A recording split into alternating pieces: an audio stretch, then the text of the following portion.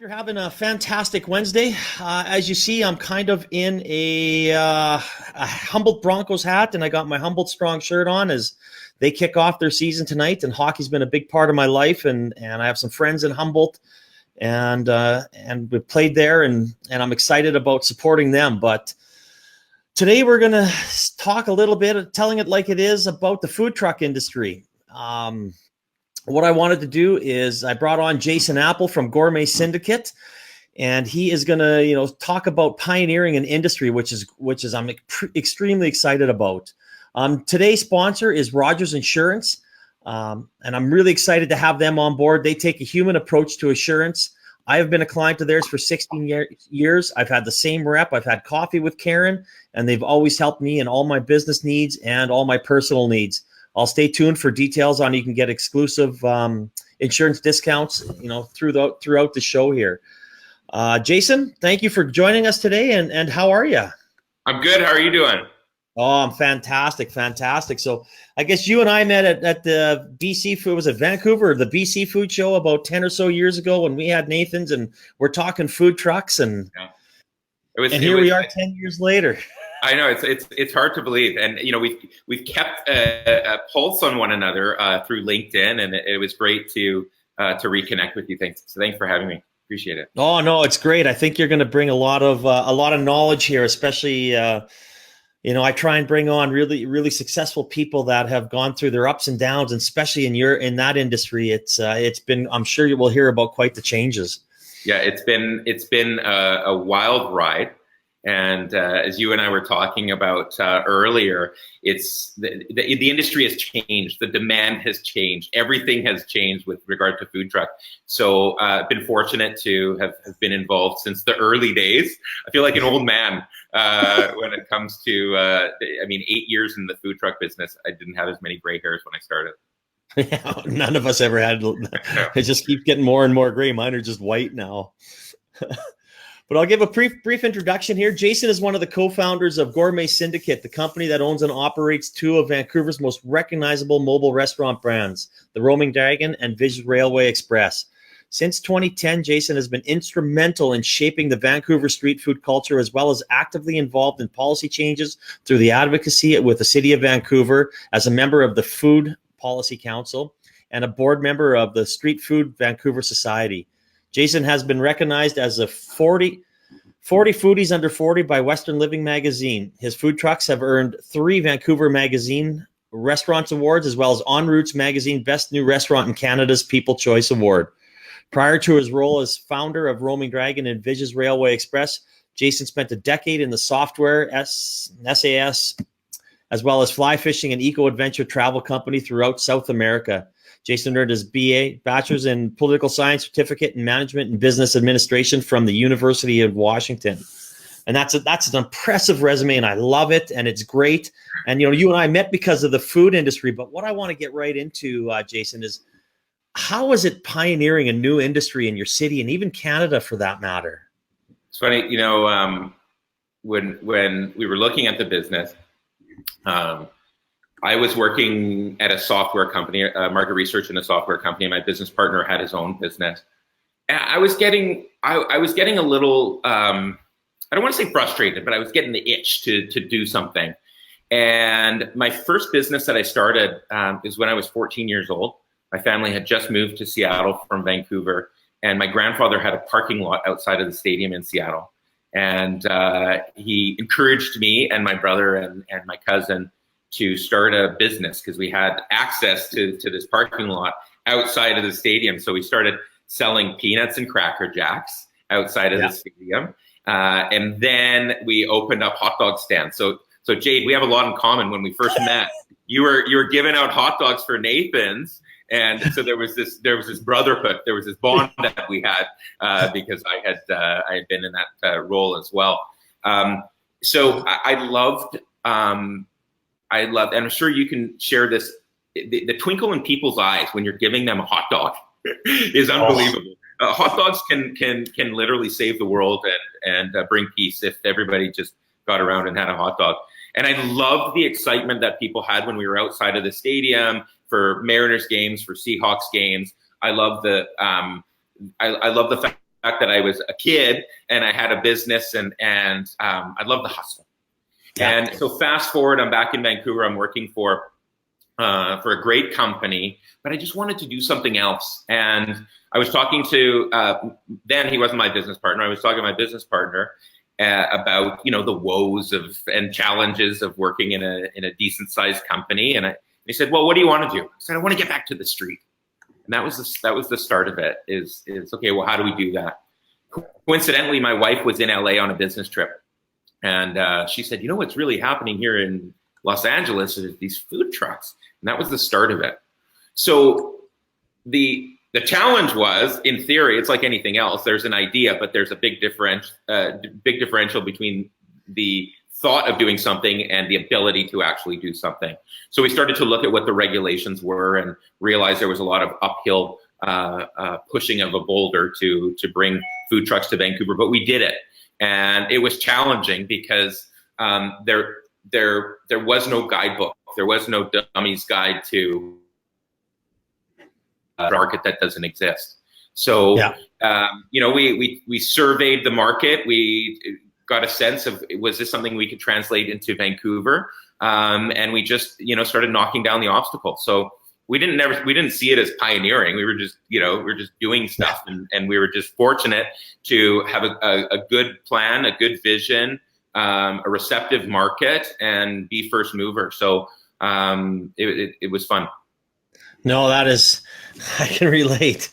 I mean, some of those trade shows, we had the hot dog, the Nathan's hot dog eating contest running, and people would be sampling our hot dog, and they're sitting there and watching the hot dog eating contest, and Chestnut shoving 70 down his mouth, and everyone saying, oh, that's gross. Oh, but can I have another one? Exactly.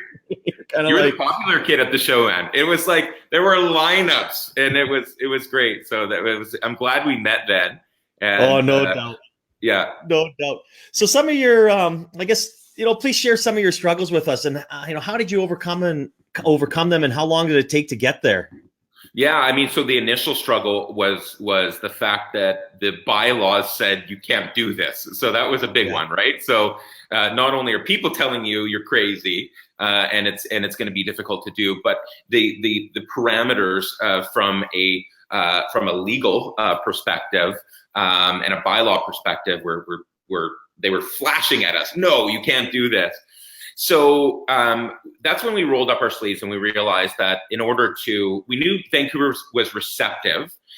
We had just finished the Olympics here in Vancouver when we started planning this business.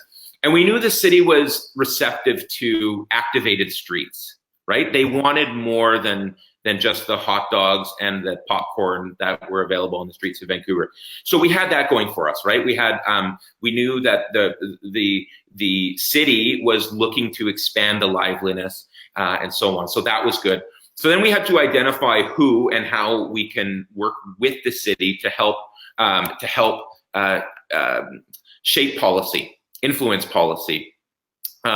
So we started working with the various city councilors and various departments within the city of Vancouver to show them what other cities were doing. So we started trickling information about our nearest ally was Portland.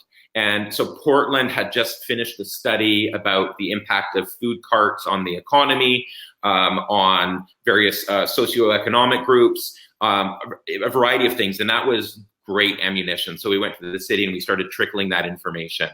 And that essentially enabled us to engage in dialogue with the city.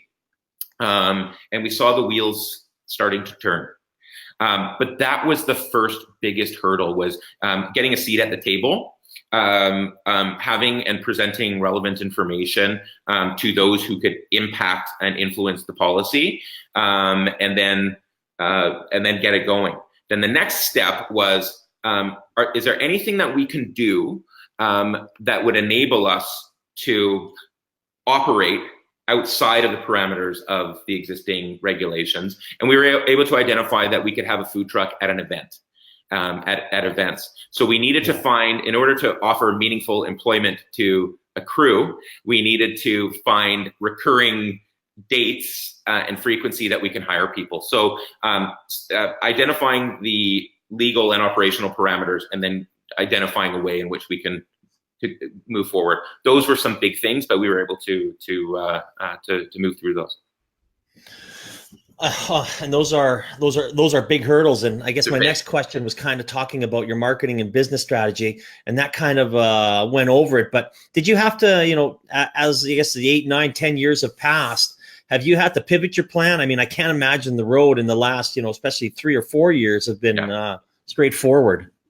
Totally. I mean, that's a great question. I mean, I think with any business, you need to be able to adapt. Right? If you go in with a rigid plan and say, this is what we're going to do, so you're in trouble. And when we first started, our vision was, because at the time in 2010, we're just starting to see food trucks heat up, right? Like this is when a couple of shows you're seeing on the Food Network and it seems kind of cool. Then all of a sudden there's a few more, and then all of a sudden it's crazy. And nothing like that was happening in Canada. So our vision was, look, if we've got, in Vancouver in particular, if we've got the opportunity to move first, let's set the bar as high as we can, right? We can define what movement will look like here in Vancouver. So we came up with a concept, Roaming Dragon, and the idea was Roaming Dragon, which is a Pan-Asian themed food truck, and our vision was to create restaurant quality food on the street. So a focus on ingredients and innovation of menu items, and great staff that's trained and skilled and ambitious, and let's literally create a restaurant on wheels. So that was the vision when we started, thinking food truck, and street food.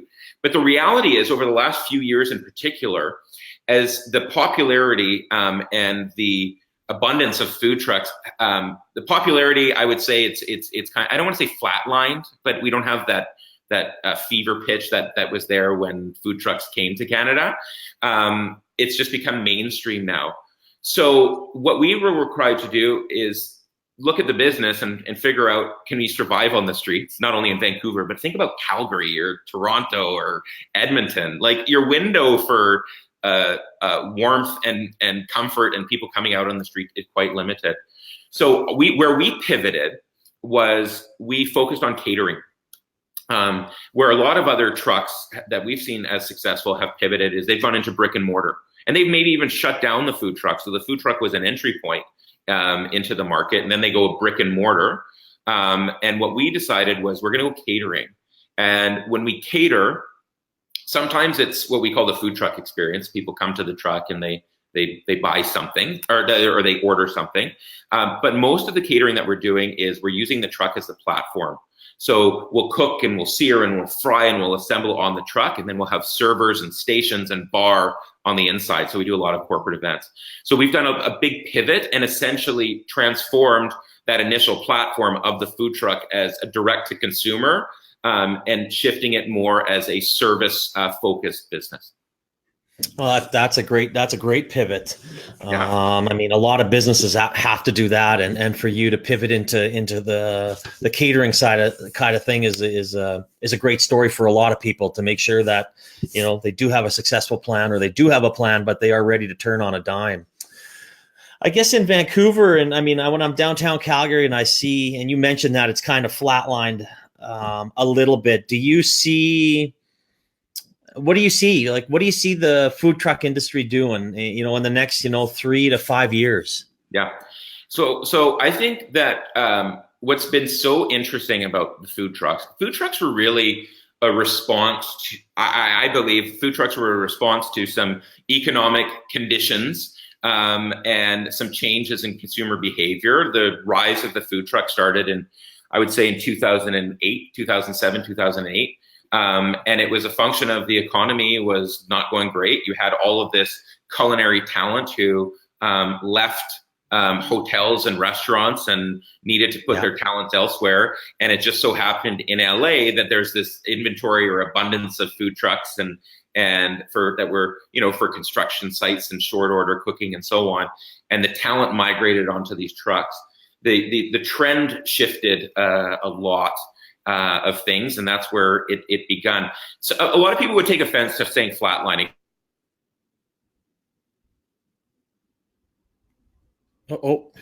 I think the business model has really shifted. I think that there are some interesting things with food trucks that provide people with a platform and an entry point to get in, maybe at a lower cost than a brick and mortar. But still a bunch of challenges. But I really view food trucks as somewhat of a Trojan horse, a culinary Trojan horse, because it changed the landscape. Like it really changed, it created a new platform for people to access culinary, to access restaurants and so on. So I don't think they'll ever go away. I think it'll just be, we went from all types of restaurants and we've created this offshoot for food trucks. I think the next iteration of innovation, again, I think food trucks were a Trojan horse that opened people's eyes and perspectives to new ways to access food. I think you're going to start seeing a lot of innovations.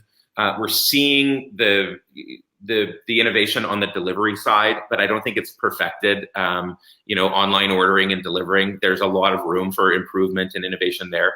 I think more mobile pop-ups, whether they're in shipping containers or on trucks or doing whatever. So mobile pop-ups will be something that's coming. But I think it's just, you'll see somewhat of a reinvention, but because of where the food trucks went, there's a familiarity that people have of finding food or accessing food somewhere other than a standard brick and mortar. There's a great book that's out there. It was written by a guy named Andre Lariviere here in Vancouver. It's called The Next Course. And the whole book examines, he interviews a variety of chefs and people in the hospitality and food industry about what's next, right? The existing restaurant model is facing some challenges based on costs and labor and so on. And one of the areas he explores in there is mobile and food trucks and food halls and things like that. So there's lots of good thinking and smart people, looking at it. But I think food trucks won't go away. They just may become a little bit more part of the culinary landscape and not such a prominent or visible or fanaticized component of the culinary landscape. No, I agree with you. I mean, I think that's exactly where they're going to go. So I guess the last question here, if you have one piece of advice for a small business, an entrepreneur, a solopreneur, what would it be, Jason? Oh, man.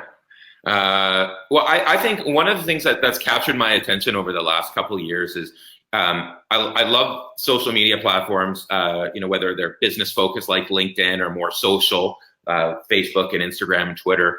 But I've spoken at a few business schools and talked to students who are looking at what they want to do. I mean, remember what it was like when you were in university and you figure you've got to commit to a path and this is it, and you plan every step, and when you deviate from those steps, you're not sure where to go. I think the reality is there's so many messages that are out there for people, especially when it comes to business. You hear terms like hustle and grind and just work harder and make more phone calls and so on. And the reality is we often see the bluebirds when we're looking at those platforms. You see the anomalies, and that can be discouraging for people. The reality is it's never easy. When I was talking about pivoting, makes it sound so easy. It's like, oh, the business strategy changed, just pivot. No, it's hard. It takes a lot of time. It takes an iron gut. You make a lot of mistakes, and you just embrace failing. Embrace failing, because there's a lesson in everything that you're doing, and be able to change, to pivot, to learn, to listen. Those are the things that I think are important. So the messages are out there and they're great encouragement. You see something that says hustle and grind and this and that, you go. You use that energy and you go. But then when you get cut down at the knees, you just start over. And I think that it's never as easy as it looks. But just keep going. No, that's great advice. I mean, I love that. And yes, pivoting is not easy. No. and it doesn't get any easier once you pivot too. So, I really appreciate you, spending time sharing your knowledge, sharing your story, Jason. That's awesome. And the people that are watching us will benefit from it. So thank you so much for coming on. Thanks for having me, Jade. I appreciate it. Oh, yes. And I'd like to thank Rogers Insurance for partnering with me. There is a discount out there for any small business, any personal stuff that you're looking for. Go to www.rogersinsurance.ca/Jade to take advantage of these discounts. Again, Rogers Insurance is something, if you want to have that human touch, you don't want to phone and get an answering machine. You actually phone, get a person, and you talk to somebody. So I highly recommend giving them a call, giving them a shot. And again, thank you again, Jason, and we'll talk soon. Thanks for having me. Appreciate it. All right.